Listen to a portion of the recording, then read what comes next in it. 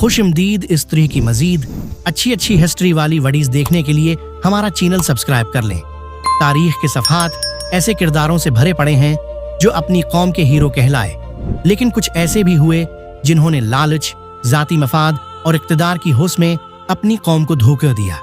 बरसगीर की तारीख में ऐसे ही दो नाम हमेशा के लिए बदनाम हुए, मीर जाफर और मीर सादिक। ये कहानी है मीर सादिक की, जो बज़ाहिर एक वजीर था मगर दरअसल बरसगीर की आज़ादी के सबसे बड़े दुश्मनों में से एक बन गया। इसी वजह से उसे आज तक गुदारे आज़म कहा जाता है। जनूबी हिंद में वाक़ सल्तनत मैसूर एक ताकतूर रियासत थी। उसकी बुनियाद हैदर अली ने रखी, जो एक बहादुर जर्नील और हकमरान थे। उनके बाद उनका बेटा टीपू सुल्तान तख्त पर बैठा। टीपू सुल्तान 1751-1719 अपनी जहानत, बहादुरी और फौजी हिकमत अमली के बास न सिर्फ जनूबी हिंद बल्कि पूरे बरसगीर के मुसलमानों के लिए उम्मीद की किरण थे।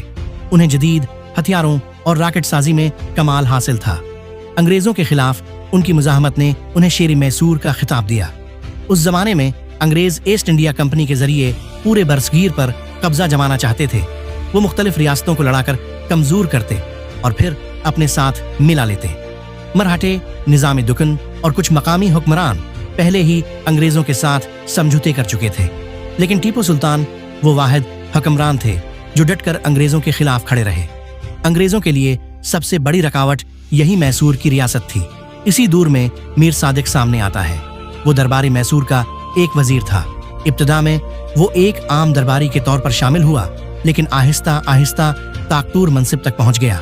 ज़ाहिरी तौर पर वो वफादार नजर आता, लेकिन अंदर ही अंदर वो इक़्तिदार का भूखा और मौका प्रस्त था। उसकी ख्वाहिश थी कि वो दरबार का सबसे ताकतूर शख्स बने, लेकिन टीपू सुल्तान जैसे दो रिंदेश हुक्मरान के सामने ये मुमकिन न था। टीपू सुल्तान ने अंग्रेजों के खिलाफ 4 बड़ी जंगें लड़ी। पहली मैसूर जंग 1760-1768 अंग्रेजों को पसपाई अख्तियार करनी पड़ी। दूसरी मैसूर जंग 1780-1754 टीपू सुल्तान ने कई फतूहात हासिल की। तीसरी मैसूर जंग 1790 अंग्रेज, मराठे और निज़ाम दुकन ने मिलकर हमला किया। सख्त लड़ाई के बाद सुलह हुई, मगर टीपू सुल्तान की मुजाहमत ने सबको हैरान कर दिया। चौथी मैसूर जंग 1799 ये वो जंग थी जो तारीख का रख मोड़ गई। चौथी मैसूर जंग का आगाज 1799 में अंग्रेजों ने एक बार फिर अपनी पूरी कुव्वत के साथ टीपू सुल्तान पर हमला किया। श्रीरंगापट्टनम, श्रीरंगपटना का किला इस जंग का मरकज था। अंग्रेजों ने चारों तरफ से किले का मुहासरा कर लिया। टीपू सुल्तान अपनी फौज के साथ बहादुरी से लड़े, लेकिन इसी मौका पर अंदर से एक खंजर उनकी पीठ में घून पा गया। ये खंजर किसी दुश्मन ने नहीं, बल्कि उनके अपने वजीर मीर सादिक ने मारा। मीर सादिक की गुदारी जंग के ऐन वक्त मीर सादिक ने अपनी साजिश को अमली जामा पहनाया। 1. उसने फौजियों को कहा कि राजा खजाने की तकसीम के लिए बुला रहे हैं। 2. हजारों फौजी महाज छोड़कर किले के अंदर वापस चले गए। 3. इसी दौरान अंग्रेजों को रास्ता मिला और वो किले की कमजोर दीवारों को तोड़कर अंदर दाखिल हो गए। 4.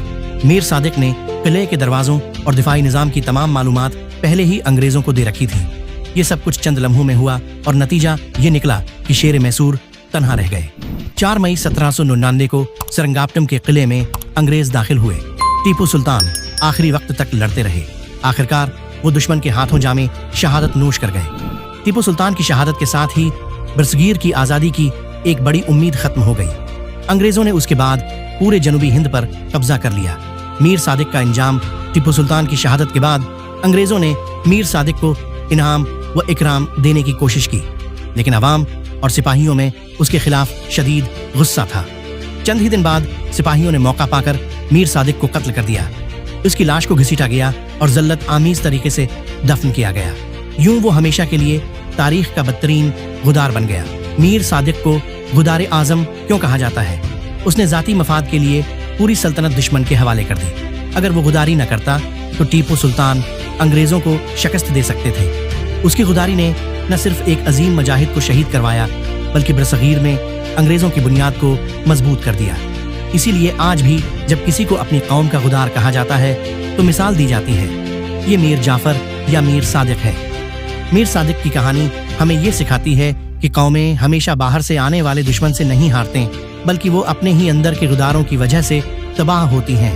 एक फर्द की गुदारी पूरी कौम के मुस्तकबल को बदल सकती है। मीर सादिक की दास्तान तारीख का एक ऐसा बाब है जो कभी बंद नहीं होगा। सुल्तान टीपू सुल्तान आज भी शेर मैसूर के तौर पर याद किए जाते हैं, لیکن میر صادق صدیوں بعد بھی صرف اور صرف غدار اعظم کے لقب سے پہچانا جاتا ہے۔ یہ تاریخ ہمیں یاد دلاتی ہے کہ اصل دشمن کبھی باہر نہیں بلکہ اندر ہوتا ہے۔ اسی کے ساتھ آج کی یہ ویڈیو ختم ہوتی ہے، ملتے ہیں اگلی ویڈیو میں۔